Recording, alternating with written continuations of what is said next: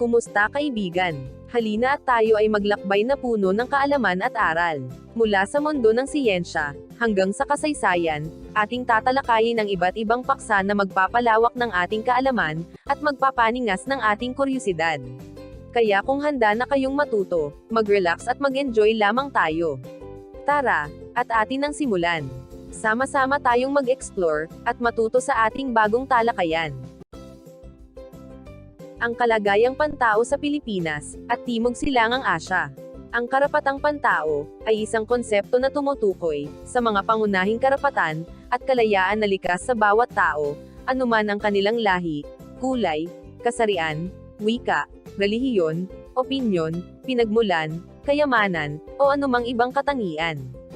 Ito ang mga karapatan na taglay natin mula sa kapanganakan, at hindi maaaring alisin o bawasan ng sinuman, o anumang institusyon.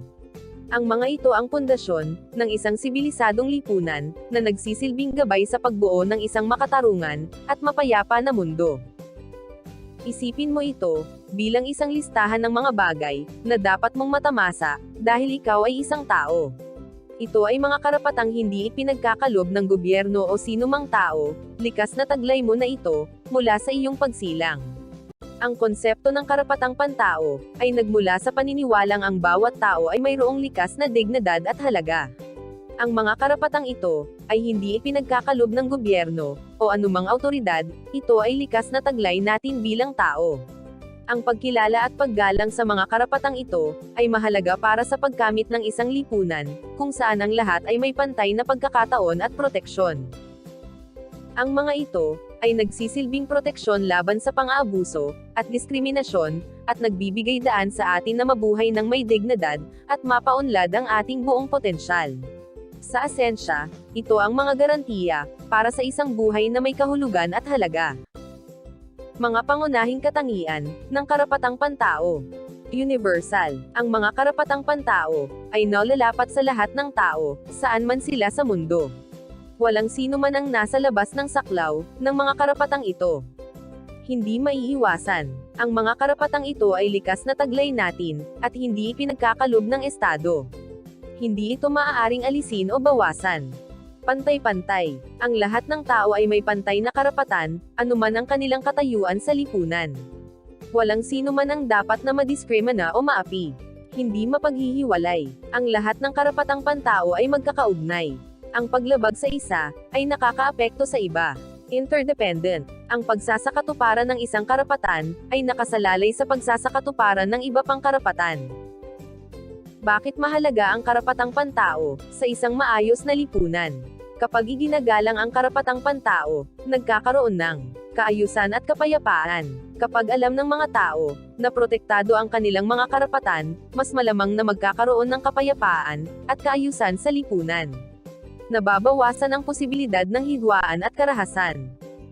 Pag-unlad. Kapag may kalayaan ang mga tao na mag-aral, magtrabaho, at magpahayag ng kanilang mga ideya, mas malaki ang posibilidad na umunlad ang isang bansa o komunidad. Katarungan. Ang karapatang pantao, ay nagsisiguro na ang lahat ay pantay-pantay sa harap ng batas, at walang sino man ang maaapi o madidiskrimina.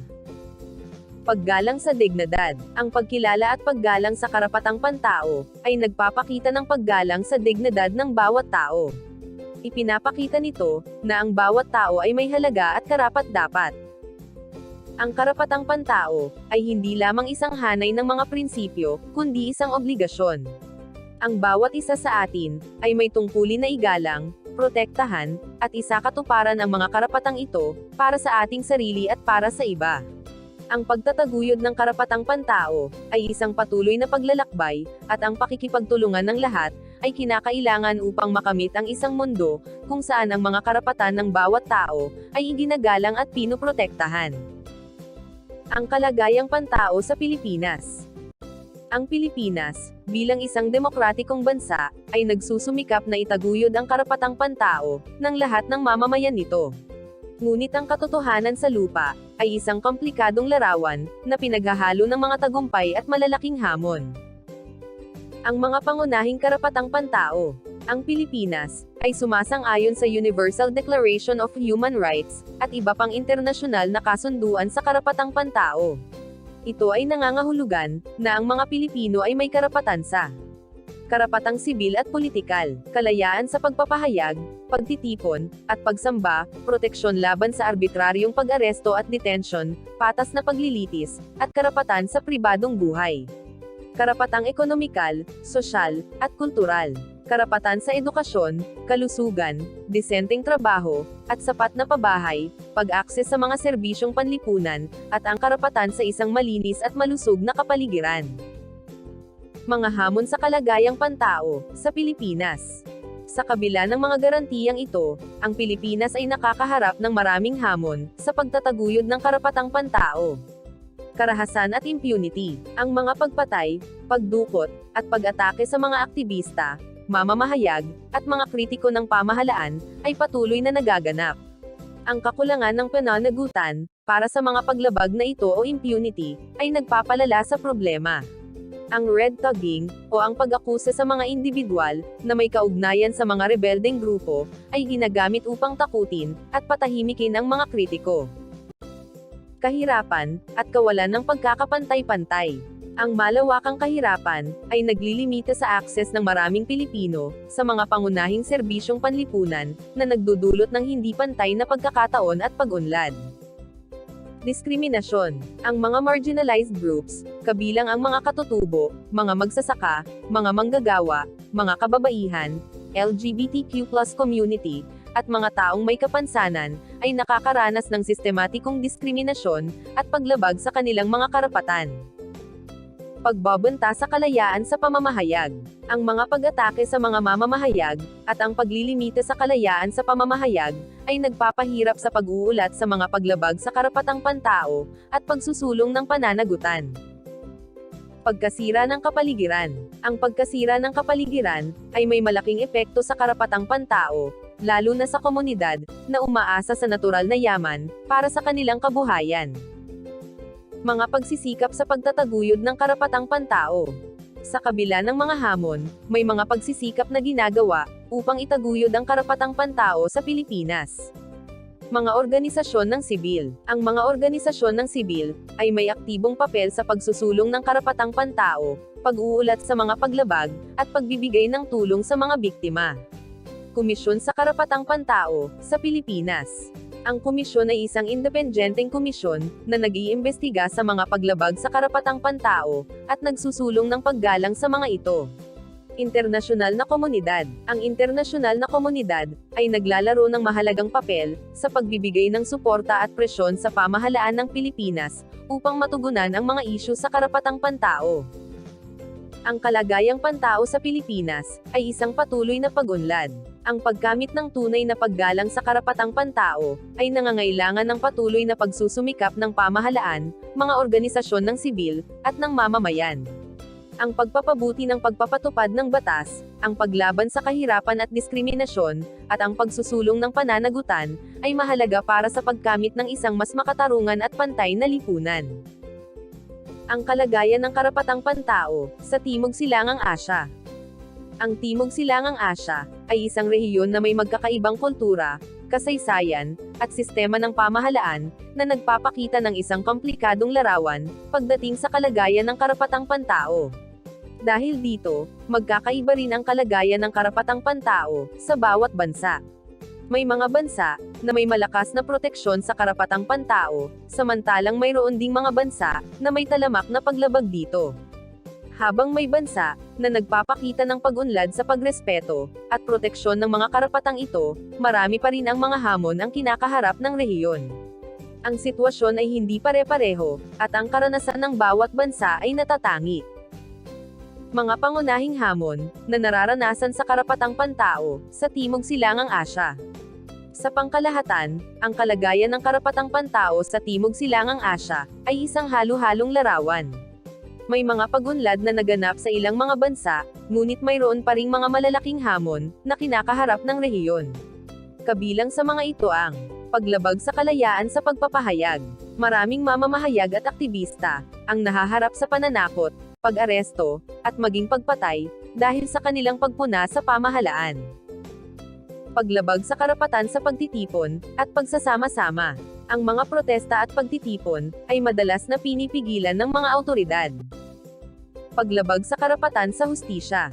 Ang mga biktima ng paglabag sa karapatang pantao ay nahihirapan na makuha ang hustisya dahil sa korupsyon at kakulangan ng kakayahan ng mga hukuman. Paglabag sa karapatan ng mga kababaihan at mga bata. Ang mga kababaihan at mga bata ay madalas na biktima ng karahasan, diskriminasyon, at pang-aabuso. Paglabag sa karapatan ng mga katutubo. Ang mga katutubo ay madalas na inaapi at pinagkaitan ng kanilang mga karapatan sa lupa at sa mga likas na yaman. Ang Pilipinas, kumpara sa ibang bansa sa ASEAN. Ang Pilipinas ay mayroong konstitusyon na nagsasaad ng mga karapatang pantao, ngunit ang pagpapatupad nito ay may mga pagkukulang. Kung ikukumpara sa ibang mga bansa sa ASEAN, ang Pilipinas ay mayroong mas mataas na antas ng kalayaan sa pagpapahayag, ngunit mayroon din itong mataas na antas ng karahasan. May pagkakatulad din ang Pilipinas sa ibang bansa sa ASEAN pagdating sa mga hamon sa karapatang pantao. Halimbawa, ang korupsyon ay isang malaking problema sa maraming bansa sa rehiyon, at ito ay nakakaapekto sa pagpapatupad ng mga batas na nagpoprotekta sa karapatang pantao. Ang kawalan ng hustisya para sa mga biktima ng paglabag sa karapatang pantao ay isa ring karaniwang problema. Gayunpaman, mayroon ding mga pagkakaiba. Halimbawa, ang ilang mga bansa sa ASEAN ay mayroong mas mahigpit na kontrol sa kalayaan sa pagpapahayag kaysa sa Pilipinas. Ang iba naman ay mayroong mas malakas na proteksyon sa mga karapatan ng mga kababaihan at mga bata. Mga pangunahing hamon sa pagsusulong ng karapatang pantao sa Timog Silangang Asya. Ang mga pangunahing hamon sa pagsusulong ng karapatang pantao sa Timog Silangang Asya ay kinabibilangan ng kawalan ng political will. Ang mga pamahalaan ay dapat magkaroon ng matatag na political will upang ipatupad ang mga batas na nagpoprotekta sa karapatang pantao. Korupsyon. Ang korupsyon ay nakakaapekto sa pagpapatupad ng mga batas at sa pagbibigay ng hustisya sa mga biktima ng paglabag sa karapatang pantao. Kawalan ng kamalayan. Ang mga mamamayan ay dapat maging mas maalam sa kanilang mga karapatan at sa mga paraan upang maprotektahan ang mga ito. Kakulangan ng maayos na mekanismo para sa pag-uulat at pagresolba ng mga paglabag. Kailangan ng mas mahusay na mga sistema para sa pag-uulat at pagresolba ng mga paglabag sa karapatang pantao. Kakulangan ng suporta mula sa international community. Ang international community ay dapat na magbigay ng suporta sa mga bansa sa Timog Silangang Asya upang mas mapabuti ang kalagayan ng karapatang pantao. Ang pagsusulong ng karapatang pantao sa Timog Silangang Asya ay isang patuloy na pakikibaka. Kailangan ng sama-samang pagkilos ng mga pamahalaan, mga organisasyon ng sibil, at mga mamamayan, upang makamit ang tunay na paggalang at proteksyon sa karapatang pantao sa rehiyon. Ang paglalakbay tungo sa pagkamit ng tunay na karapatang pantao sa Pilipinas at sa buong Timog Silangang Asya ay isang patuloy na pakikibaka. Habang may mga pagsulong na naganap, marami pang mga hamon ang kinakaharap natin. Mula sa mga isyu ng kahirapan at kawalan ng pantay na oportunidad, hanggang sa mga paglabag sa kalayaan sa pagpapahayag at pagtitipon, ang landas tungo sa isang mas makatarungan at pantay na lipunan ay hindi madali. Ang mga kwento ng paglaban at pagtitiis ng mga mamamayan sa rehiyon ay nagsisilbing inspirasyon at paalala sa kahalagahan ng pagsusulong ng karapatang pantao. Ang mga tagumpay, kahit na maliit man, ay nagbibigay ng pag-asa at nagpapakita na ang pagbabago ay posible. Ngunit ang pagbabago ay nangangailangan ng patuloy na pagsisikap, pagkakaisa, at pakikilahok ng lahat. Ang papel ng mga institusyon, maging ito man ay gobyerno, mga organisasyon ng sibil, o mga internasyonal na katawan, ay mahalaga sa pagsusulong ng karapatang pantao. Ngunit ang tunay na pagbabago ay nagsisimula sa bawat isa sa atin. Ang pagiging mulat sa ating mga karapatan at responsibilidad, ang pagtatanggol sa mga karapatan ng iba, at ang paglaban sa anumang anyo ng pang-aabuso, ay mga mahahalagang hakbang tungo sa isang mas mapayapa at makatarungang kinabukasan. Hindi ito isang laban na mapapanalunan sa isang iglap. Ito ay isang patuloy na proseso na nangangailangan ng tiyaga, determinasyon, at pagkakaisa. Ngunit sa pamamagitan ng pagtutulungan at pagkakaisa, maaari nating makamit ang isang rehiyon, kung saan ang karapatang pantao, ay hindi lamang isang konsepto, kundi isang katotohanan para sa lahat. Ang panawagan para sa pagbabago, ay isang panawagan para sa pagkilos, isang panawagan para sa isang mas mahusay na kinabukasan. Ang laban ay patuloy, ngunit ang pag-asa ay nananatili. Hanggang sa muli, maraming salamat sa panonood.